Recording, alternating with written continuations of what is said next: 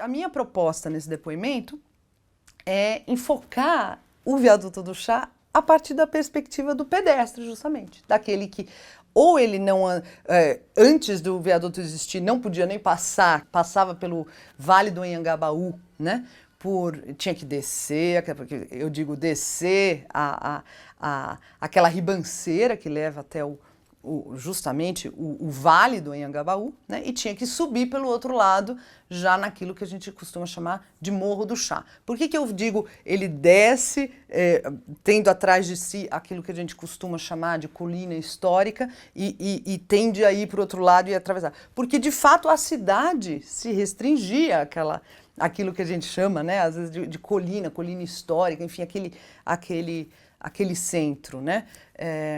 E que a gente hoje chama de centro, mas era a cidade, né? Então, aquela ribanceira, vencer aquele vale, né? Sempre foi historicamente, foi uma dificuldade muito grande, né, fisicamente, para as pessoas que viviam nessa cidade, né, e inclusive justamente por causa desse relevo acabava se delimitando ali o fim da cidade, né? Tanto é que os quilombos e tal se formaram para além do Anhangabaú, né? Eu estou falando deste lado da cidade, a gente podia ir para o outro lado da cidade, onde a gente tem a outra ribanceira que dava no Tamandatei, né? Mas enfim, vamos falar do lado de cá, né? Do lado oeste, digamos assim, desse, como diria o Lévi-Strauss, né, num capítulo maravilhoso do Tristes Trópicos sobre São Paulo, ele dizia um terraço em forma de espora voltado para o norte. Então, no fundo, né, eu estou aqui querendo transportar quem assiste a esse vídeo para essa cidade, digamos assim, pré-viaduto, né? Então, uma cidade essencialmente, quer dizer, a cidade, se a gente pode chamar de cidade, que se concentrava naquela colina, né? Em volta chácaras, né? E justamente o Vale do Anhangabaú como parte do que seria já, sobretudo do outro lado, o tal Morro do Chá, a chácara do chá. Mas o que eu quero agora trazer, e eu acho que aí pode, para a gente começar essa conversa, é um artigo do jornal Correio Paulistano, de 30 de outubro de 1892, em que foi publicado o programa da festa de inauguração do viaduto. Então eu gostaria de começar, porque isso dá um pretexto aqui para a conversa. A 6 de novembro próximo, futuro ao meio-dia, desfilará do Largo de São Bento o préstito inaugural na seguinte ordem. Primeiro, da frente do edifício da Companhia Paulista, o contingente de cavalaria. Então a cavalaria, né? Segundo, da rua que fica em frente ao jardim e o convento, ele está aqui falando do jardim do Largo de São Bento, naquela época existia um jardim ali, da rua da frente, que fica na frente do jardim do convento, o corpo de bombeiros, munido dos respectivos aparelhos, né? Que são o carro dos bombeiros e tal. Terceiro, do lado do Largo de São Bento, em que se acha o Hotel do Oeste, as forças de linha e de polícia. Quarto, da face fronteira do Hotel Paulista, na Rua Boa Vista, os alunos do Colégio dos Salesianos, precedidos da competente música. Quinto, da Rua Boa Vista, os bondes, conduzindo o excelentíssimo presidente do Estado, governador, os ministros, secretários, que a gente diria hoje, a diretoria da Companhia Ferro Carril, que é aqui que de fato fez, né, a empresa que de fato financiou, né, à sua maneira a construção do viaduto, a imprensa, os membros do Congresso e do Tribunal de Justiça, o chefe de polícia, a municipalidade e mais funcionários. Todo mundo dentro do bonde para atravessar o viaduto. E sexto, finalmente, na rua 15 de novembro, dirigindo a pé pela Rua da Boa Vista e de estandartes alçados, o corpo acadêmico, os estudantes da Faculdade de Direito, que naquela época era a Academia de Direito, o corpo acadêmico, os preparatorianos, os colégios, as escolas, as lojas maçônicas, os clubes, as sociedades e mais corporações, na ordem que tiverem chegado, né? Preparatorianos era o pessoal que fazia o cursinho para entrar na Academia de Direito. E aí vem uma observação, no final, que isso é uma notícia muito mais longa, observação, não sendo possível fornecer à companhia bondes que deem para todos os convidados, os que estiverem postados na Rua da Boa Vista destinam-se apenas ao excelentíssimo senhor presidente do Estado, Estado, a diretoria da Companhia Ferrocarril, a imprensa e aos principais funcionários. E como não é longo o trajeto que se deverá fazer, a comissão roga aos demais convidados que lhe dispensem a fineza de o fazerem a pé. O dia da festa será previamente anunciado pelos jornais. Bom, dizer isso, roga aos demais convidados que lhe dispensem a fineza de irem a pé, de fazerem isso a pé, sinaliza, numa sociedade como essa, escravista ainda, né, em que andar a pé era profundamente depreciado do ponto de vista social, quer dizer, quem andava a pé, né, tem até uma música do Luiz Gonzaga sobre isso, né, quem é rico anda em burrico, quem é pobre anda a pé, né, então quem não tem a posição social, não é nem pobreza só material, né, porque numa sociedade escravista essa questão da pobreza e da riqueza não dependia só de você ter dinheiro, né? Você, no fundo, tinha que, uma sociedade de raízes estamentais, você tem que ter o lugar que você ocupava na sociedade era dado pelo seu nascimento, pelos vínculos que você tinha com os outros e com famílias específicas e tal. Bom, enfim, estou contando tudo isso para dizer para vocês que andar a pé numa sociedade como essa era algo que realmente ficava legado à gentalha, por assim dizer, o termo da época, né? A gente sem qualidades, que evidentemente numa sociedade como essa era muito fortemente representada pelos escravos ou pelos chamados homens livres, né? Enfim, por aqueles cuja posição social dentro daquela sociedade, daquilo que a gente pode chamar de sociedade de São Paulo, não assegurava a possibilidade de ir a pé apenas em ocasiões especiais, isso que eu quero dizer, excepcionais, né? Então, nos dias de festa, nos dias de missa, né? Em ocasiões muito excepcionais, por favor. Justamente numa ocasião como essa, né? Roga-se aos demais convidados que lhe dispensem a fineza de fazerem a pé. Quer dizer, quase que assim, desculpa, mas vocês vão ter que ir a pé, tá certo? Porque afinal de contas não cabe todo mundo no bonde. Então eu quero com isso sinalizar para todo mundo que está assistindo esse vídeo que a gente está diante de uma sociedade na qual o que é um viaduto como esse? Não só ele é um símbolo de modernidade, né? Mas numa sociedade como essa, no fundo, o viaduto, não vamos esquecer, só passava o bonde ou as pessoas passavam a pé. Quer dizer, na verdade,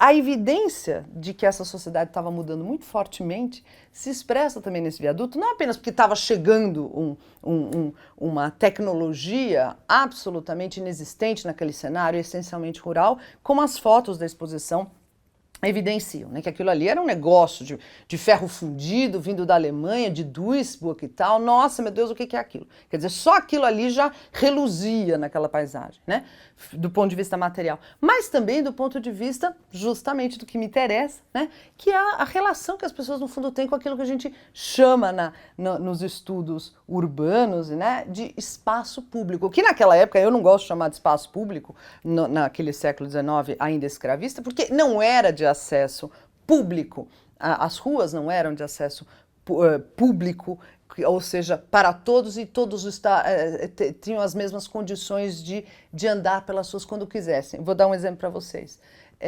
Os escravos, por exemplo, tinham os toques de recolher no final da tarde, né? Com as Ave-Marias, eles tinham que sair da rua, mesmo que eles estivessem ali e tal, passassem os dias ali como escravizados, hoje a gente usa esse termo, escravizados, de ganho, quer dizer, escravos de ganho, né? Na hora das 6 da tarde tinham que se recolher. Ou seja, não era espaço público, não era de acesso legal e restrito, não era de acesso social e restrito, não era de acesso, inclusive, físico, material e restrito. O que eu queria aqui enfatizar, né, era, resumindo, que o fato de que, de repente, digamos, essa cidade resolve abrir espaço para um equipamento urbano como esse, é sinal de que, de repente, andar a pé passa a ser valorizado. Andar a pé por ruas, por espaços, a promessa histórica é de acesso irrestrito. Agora vejam, aí a gente chega, né, num segundo momento que eu queria enfatizar aqui nesse depoimento, que é que nos primeiros anos, 1892 até 96, né, ou seja, 4 anos, o viaduto contou com pedágio, né? Então os únicos pedestres que estavam liberados para andar por ali de graça, né, eram literalmente as crianças que vinham das escolas, né? Era o único acesso liberado. A gente descobre isso em justamente estudando jornais, lendo aquilo que me interessa, que é sempre assim, esses faits divers, como, né, quer dizer, que é o noticiário local, essas notícias locais que não merecem a atenção de ninguém, mas que são fundamentais quando a gente quer entender a vida cotidiana. Né?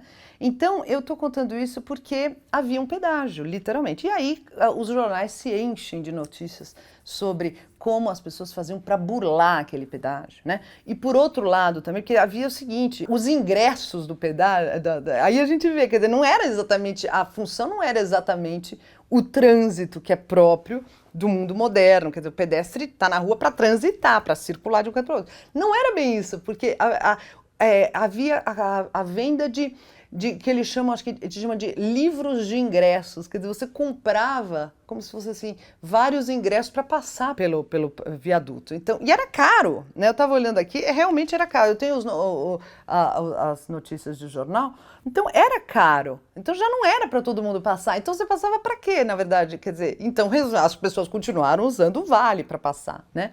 E aí começa a ver, digamos, até notícias nos jornais, assim, de cartas de assinantes, os assinantes do jornal, né? Dizendo assim, assinantes, entre mil aspas, né? Porque, na verdade, era quem pagava para o jornal existir, porque você não tinha esse regime de assinantes que a gente tem hoje em dia, né? Mas o fato é que essas pessoas, então, tinha gente que reclamava no jornal, nossa, meu Deus, estão cobrando tão caro por esse bendito desse caderno, desse livro de ingressos, né? Isso é um absurdo, porque então tem momentos até que eles aumentam o preço, inflaciona, quer dizer, a própria empresa inflaciona o preço, quer dizer, quase que assim, agora vamos meter a faca nos caras, porque eles estão querendo passar pelo viaduto. Quer dizer, então, a função de trânsito que está, digamos assim, embutida nesse equipamento, né? Se a gente pensar, do ponto de vista com o Henri Lefebvre, que é um autor com quem eu trabalho muito, quer dizer, esse espaço tinha sido concebido para o trânsito, é para isso que serve um viaduto, né? Só que não, né? Só que nesses primeiros anos ele acabou, no fundo, sendo mais uma atração, né? Uma atração para quem podia se dar o luxo de passar por ali, né? Ou ficar até em cima, olhando e tal. E aí, em 1896, eles desistem desse pedágio, porque a coisa realmente não estava funcionando mais direito, aí tem embates nos jornais, conseguem abolir o pedágio. E aí começa, né, digamos, o uso, para além do trânsito, né, um outro uso, que aí começa a ganhar realmente espaço. Eu fui olhar de novo minhas anotações, eu tenho notícias de 1930 sobre os famosos suicídios, né? Quer dizer, o viaduto do Chá começa muito rapidamente a se transformar digamos assim, no lugar principal para as pessoas colocarem fim à própria vida, né? O Mário de Andrade também menciona esse tipo enfim, volta e meia, começa a aparecer na crônica, não só jornalística, mas na crônica literária de São Paulo. Então, ele ocupa esse espaço. Então, no fundo, resumindo aqui, né, eu quero deixar aqui como depoimento para quem estiver assistindo a essa exposição maravilhosa, que reflita um pouco assim, o quanto o viaduto, né, abriga de usos cotidianos, corporais, como eu gosto de dizer, dos lugares, hoje sim pode se chamar de públicos, né, e nesse caso do viaduto, que transcendem o trânsito. Aliás, o trânsito é quase a exceção nessa história toda. E aí, no Viaduto do Chá, fazendo pesquisa no Viaduto do Chá, sobre justamente a maneira como esse espaço, hoje, né, já outro viaduto, etc., tudo totalmente diferente, é utilizado, né, pelas pessoas nesse dia a dia. E aí a gente tem que se deparar com outro uso que quem passa pelo Viaduto do Chá vê hoje em dia, até hoje tem, apesar da pandemia ainda está aí, que é o uso do viaduto para ler, para cartomancia, a gente diria, né? Quer dizer, quer ler à mão, quer jogar búzios e tal, vai lá no Viaduto do Chá que você está muito bem servida, né?